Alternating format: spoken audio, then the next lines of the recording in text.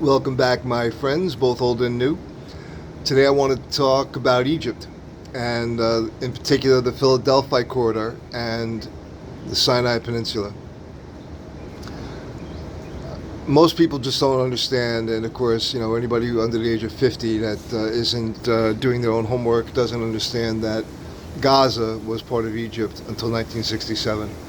And even though it's the ancestral heartland of Israel, the fact is the people that live there primarily are Egyptians, and there's others like from North Africa that came to work in Israel or just came to grift off the United Nations and the other welfare agencies that have been pouring money into there since 1967, I guess.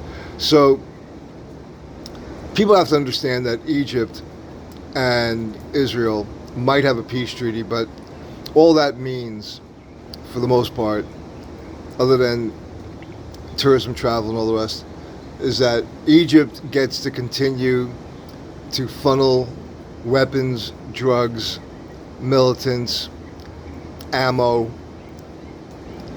and anything else they want through those tunnels.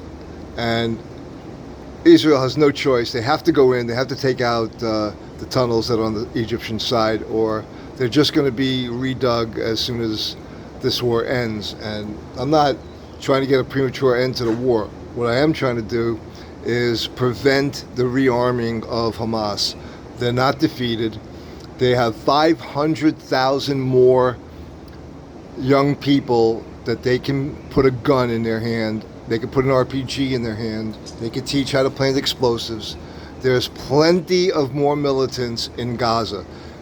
Israel might have already killed 20,000 of them. Maybe they killed 30,000. It doesn't matter. There's going to be another 20, 30,000 right behind them. And that's what people don't understand. They think this war is going to end soon. It's not. Okay, it can't.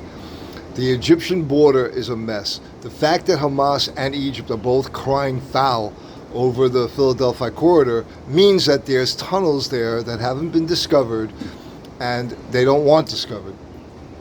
They want reactivated, and they want to be able to continue to profit off what's going on in Gaza. The whole place is a mess.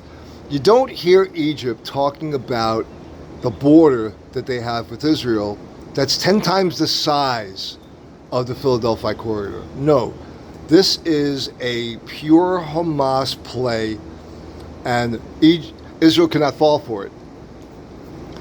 The reason I've got Donald Trump and Sisi on